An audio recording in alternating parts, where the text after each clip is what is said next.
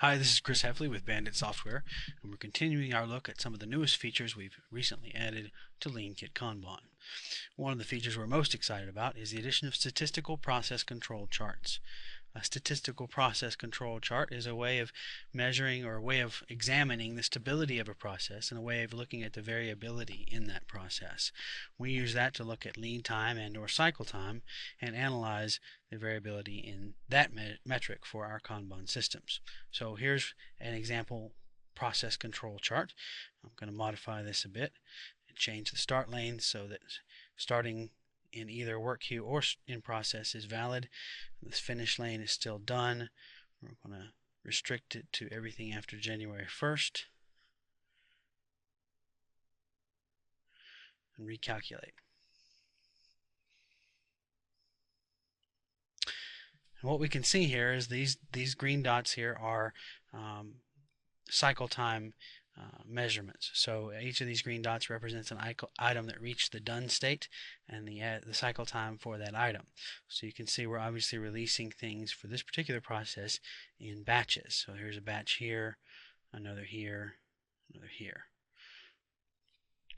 The mean is obviously the average cycle time across the entire process, and the upper control limit is 3 standard deviations from the mean.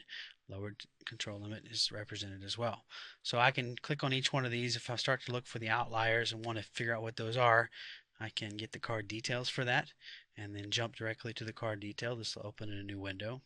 Now say something changed around the 23rd of February, and I want to start recalculating our metric as of that date.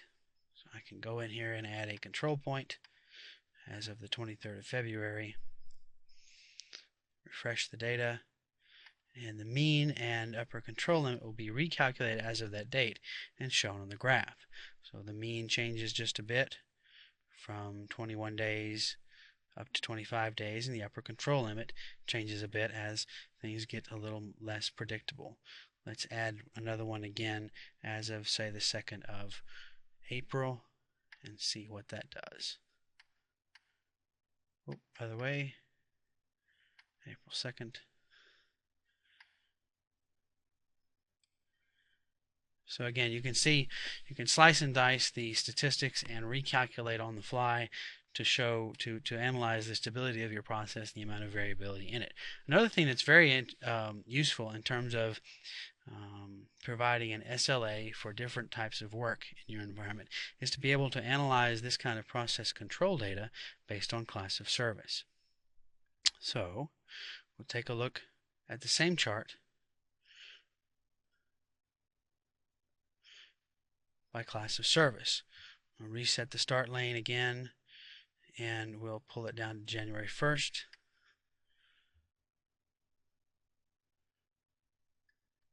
And let's take a look just at the standard class of service, which should be most of our work. You can see that the mean is 23 days, almost 24 days, and the upper control limit is 95 days, so 3 standard deviations away. If I look then just at expedite work and see how that changes. Remember, we had 23 days and 95 days. Let's see how it changes just for expedite work.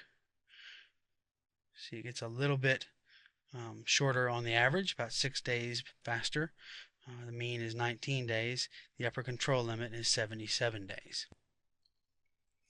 We're very excited about this particular feature. We think it's one that will enable teams that are beginning to move towards maturity in their lean and Kanban systems to provide the kind of predictability, management of a mature process, and the kind of analysis, the deep, flexible analysis that will allow them to make very targeted improvements to their process and very confident predictions on the service level agreements that they can provide for different kinds of work in their Kanban system. Thank you very much, and stay tuned for even more screencasts on the newest features in Lean Kit Kanban.